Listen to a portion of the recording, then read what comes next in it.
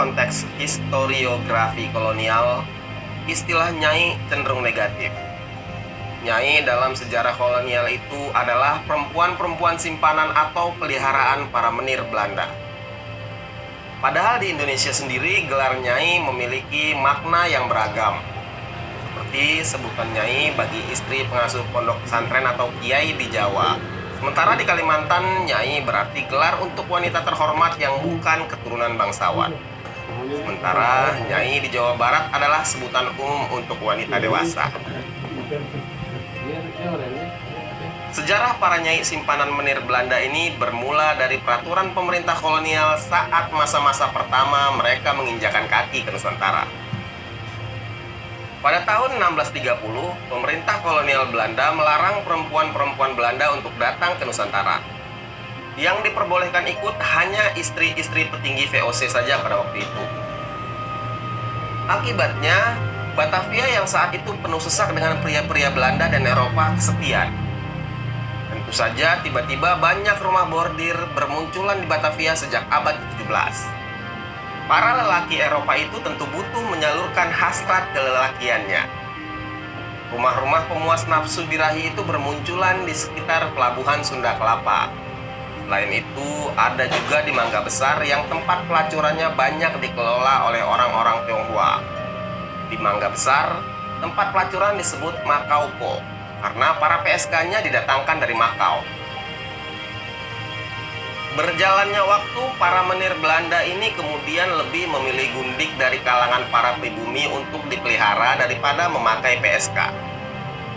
Para gundik ini tak hanya melayani kebutuhan seksual para menir, tapi mereka juga mengurusi urusan rumah tangga serta mengawasi para pembantu rumah tangga dalam bekerja.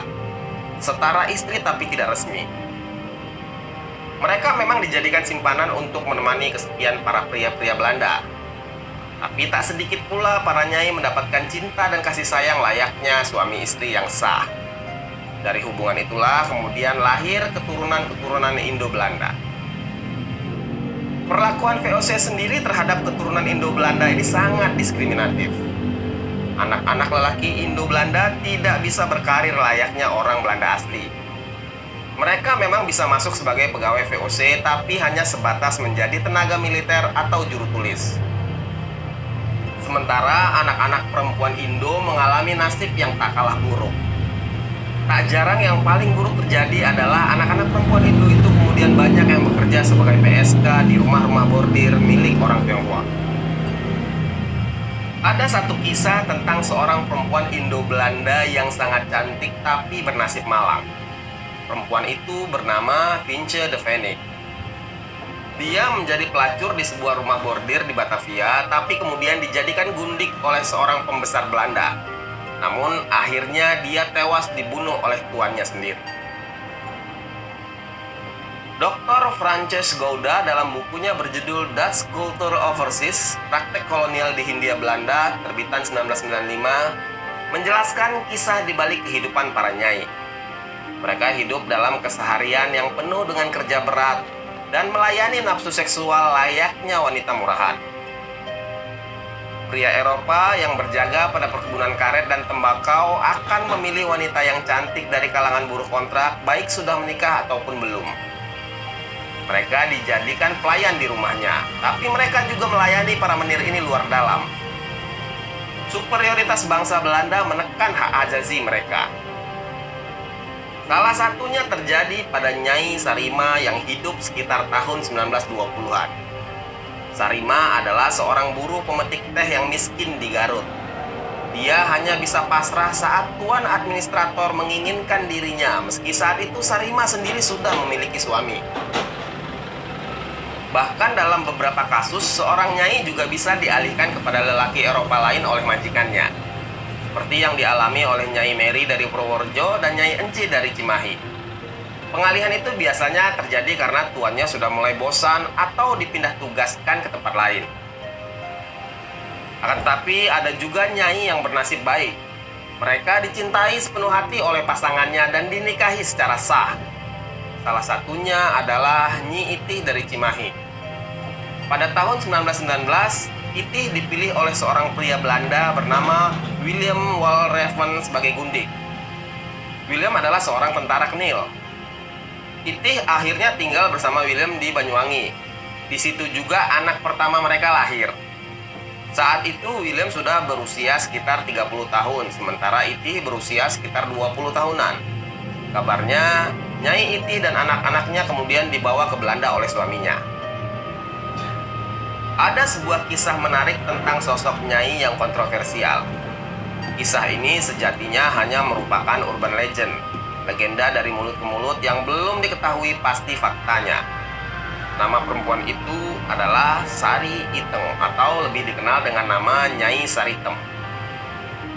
Dari keterangan di buku Saritem Uncensored, tulisan Wahudin diceritakan bahwa Saritem merupakan sosok gadis belia yang jika dilihat dari karakter namanya kemungkinan berasal dari Jawa Tengah atau Yogyakarta. Dari gambar Saritem yang beredar, nampak jelas bahwa perempuan ini memiliki paras sangat cantik dan mempesona.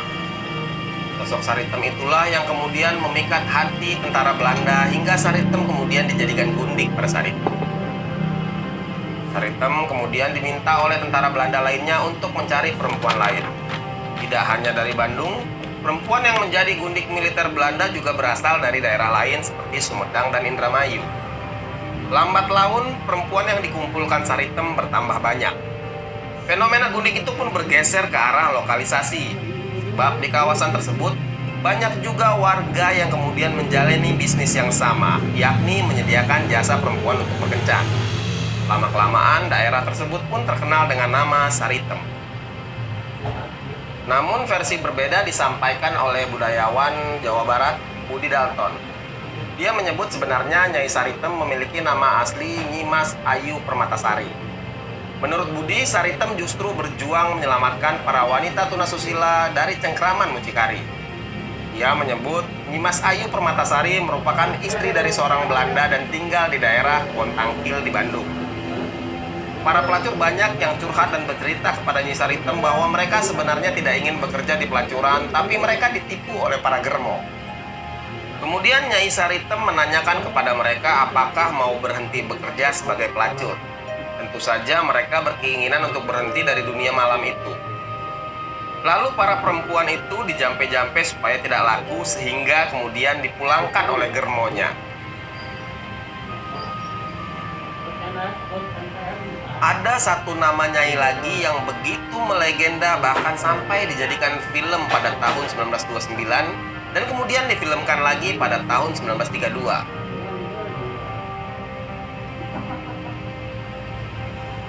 Nama perempuan itu adalah Nyai Dasima.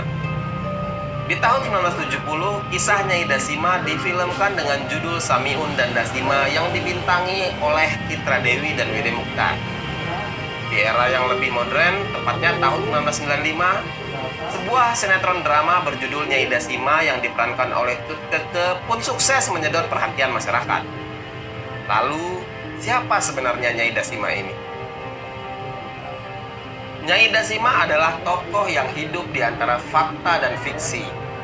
Sebagian orang menganggapnya benar-benar nyata, sedangkan yang lain meragukannya.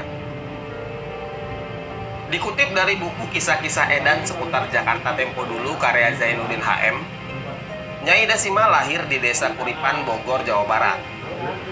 Ketika besar, dia mengadu nasib ke Batavia. Di Batavia, Nyai Dasima bekerja pada seorang pria Inggris kaya raya bernama Edward William.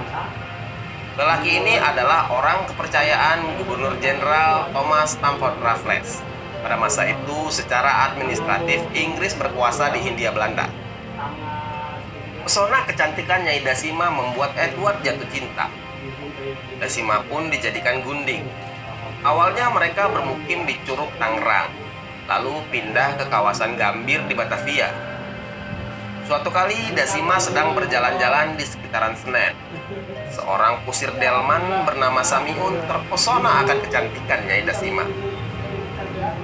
Sebuah novel yang dikarang pada tahun 1896 berjudul Cerita Nyai Dasima menggambarkan bahwa Samiun yang sudah beristri langsung terpana. Dia kemudian bersiasat licik untuk merebut Nyai Dasima dari Tuan Edward. Samiun kemudian mengguna-guna Dasima. Nyai Dasima berubah. Samiun di matanya adalah pria tertampan di Batavia. Tak sebanding dengan Edward yang tak lebih sebagai lelaki tua. Singkat kata, mereka pun menikah. Di tangan Nyai Dasima ada harta 6.000 gulden. Jumlah yang sangat banyak dibanding gaji seorang wedana di Batavia yang hanya 50 gulden sebulan pada waktu itu. Tapi setelah uangnya habis dikuras Samiun yang gemar judi, Dasima kemudian disia-siakan. Kisah akhirnya, Dasima dibunuh oleh orang suruhan Hayati, istri pertama Samiun. Kisah Nyai Dasima ini walau lebih condong fiksi, namun sebenarnya memang kerap terjadi di Batavia pada zaman itu. Banyak para lelaki pribumi yang mengincar harta para nyai bekas